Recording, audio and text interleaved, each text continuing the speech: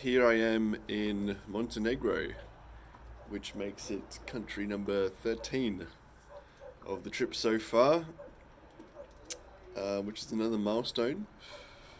Pretty excited about that. And I'm also excited to be out of Schengen for a while at least, because it means I can relax a little bit. The pressure's off a little bit. I was doing some calculations last night. There's quite a few online Schengen visa calculators, and so I figured out I've got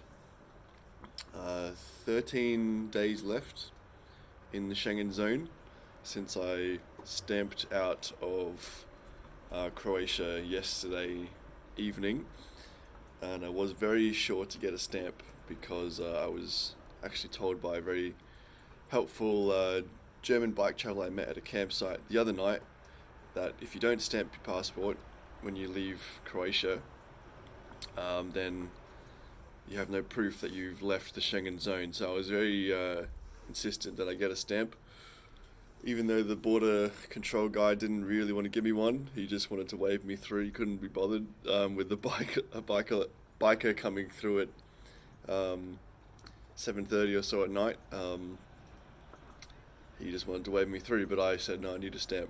So I got a stamp, and yeah, so the pressure's off for a while. I've got a bit of time here in Montenegro. For Australians, we can actually stay here for 90 days as well, just in Montenegro. So I'm not going to stay here that long, but basically there's no time pressure anymore.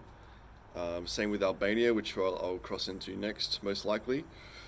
And then after that will be Greece, which is Schengen. So I'll have about 2 weeks, just under 2 weeks left to get through Greece. And I think I'll just follow the coast to Athens along the Eurovelo 8. That seems like the most logical thing to do. I don't have any better ideas of where to go otherwise, so yeah, I'll probably stick with that.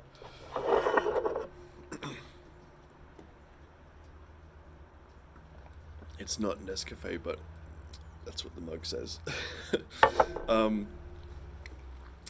So yesterday started off really great.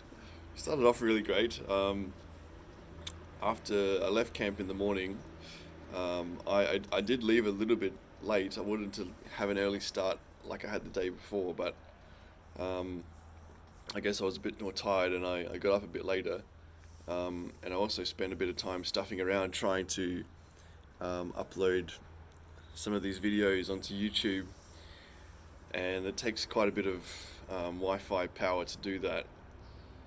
And so I ended up kind of dilly daddling for about an hour while that happened, it's becoming quite frustrating actually, because it means that I can't spend too many days without having internet connection, because I need the internet to upload these videos so I can delete them off my phone, so I can upload the next one. Otherwise, I won't be able to upload another video because my phone will be full. So yeah, that's becoming quite frustrating. I wish I could just not worry about finding internet every couple of days and go a bit more off-grid. So I'm not sure what to do about that other than buying like a memory card and trying to find how to get the stuff on my phone onto that, because there's no adapter for it on my phone. But anyway, I did that in the morning, and then I set off, and straight away there was quite a big hill, and I knew that was going to happen, so I was ready for it. And it wasn't too bad. There was a section which was about 18% gradient, which was pretty steep, but it didn't last for too long, thankfully. And there weren't too many cars, so I was not too stressed about it. And after climbing for probably a couple of hours, maybe a bit less, I got to the peak, which was this amazing view of all the islands, kind of branching out from Slano, which is where I stayed. along the coastline, and yeah, just hundreds of kilometers in every direction. It was really quite fantastic. And as I was rolling in, there was another car with three people there, and the older gentleman um, struck up conversation with me, so we chatted for a bit, and turns out he was local to, well, he lived in Split, but he was born in a town just over from where we were, and his grandmother was born on the island which we were actually looking at across the peninsula, which was pretty cool. So I think he was having a bit of a trip through memory lane at that viewpoint, and I was just there to catch some photos and to catch my breath. So I did that.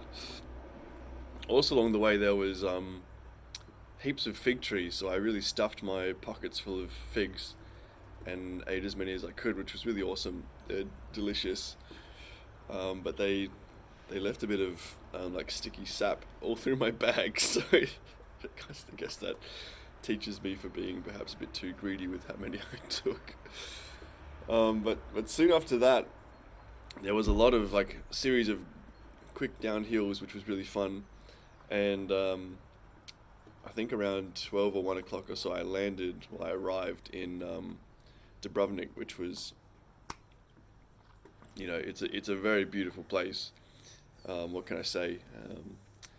There was even like an old school like pirate ship, like tall ship kind of thing, sailing out of Dubrovnik as I was arriving. So I got some photos of that, which was pretty cool. Yeah, I guess even the pirates come to Dubrovnik for the tourist season, because it was absolutely packed with people, and I rode into the city, and I wanted to really have a look at like the historic fort and the castle, if there's a difference, because that's where a lot of the Game of Thrones filming took place, and yeah, it reminded me of some of my friends back home. We used to all really be into that show, and my friend Alex, who's had a bit of a tough time recently with his family, so yeah, made me remember those guys, and I sent Alex a message to see how he was doing. But yeah, unfortunately, although it was like really cool to be there, it was just absolutely packed with tourists, as these places are.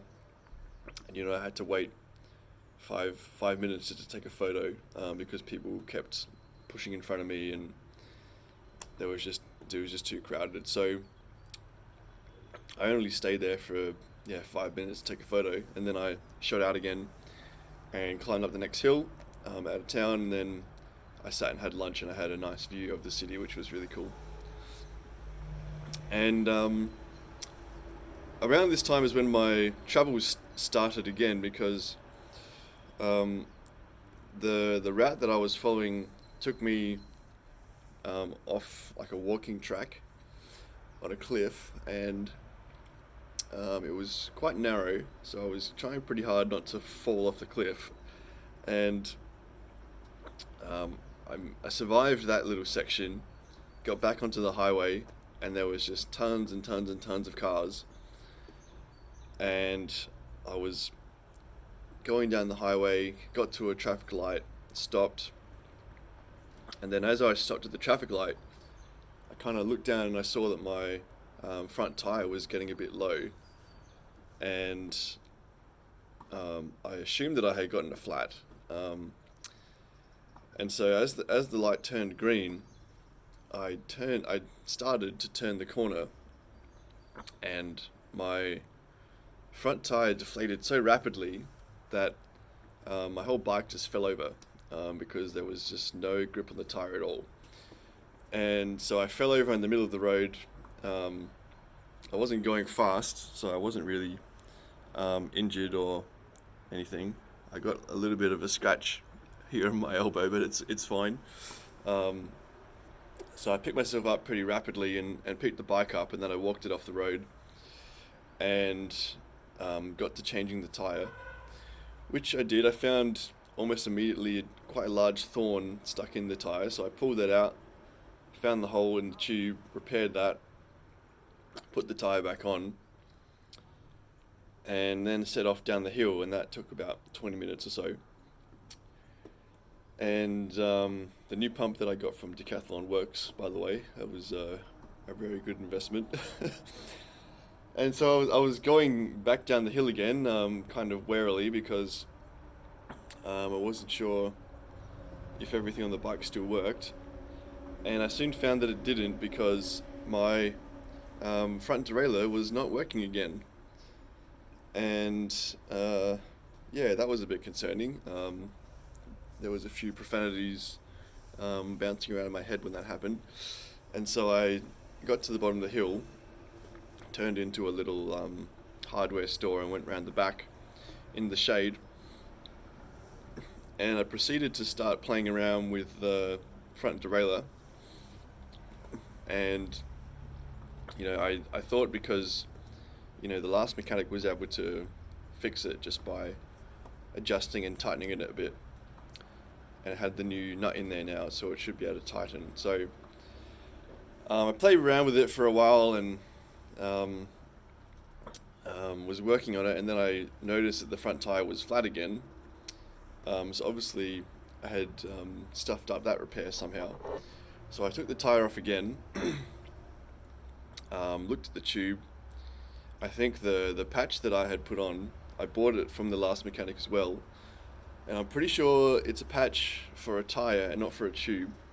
And I even asked him that when I bought it, but he was like, "Oh no, it must be for a tube." But I'm pretty sure it's for a tire. So it didn't really stick very well, and I couldn't be bothered trying to fix it. So I just put my new tube in. I wanted to solve that problem right then and there, because I needed to fix the derailleur. So I put the tire back on, and then I started going back to the derailleur, and I was playing with that for another half an hour or so, and I don't know, I guess I just got it in the exact right position, because it went from not working to working quite well in a few moments, just adjusting a few millimeters. And I was quite happy with that, because previously I probably wouldn't have been able to do that, but I guess from having it break so many times now, I have a bit of an understanding of how it works. So I managed to get it working, put everything back on, and then I set off again. And at this time I think it was after 5 o'clock. I had checked earlier when the border closes between Croatia and Montenegro, and I was pleased to see that it's open 24 hours a day. So there was no real rush to get there before the border closed. However, when I had arrived in Rome, at the same time as my derailleur breaking that time, the connection for the mounting connection for my front light had also broken. So basically I had no front light, which was the real issue, because I still had about 50k or so to go to get to the border crossing.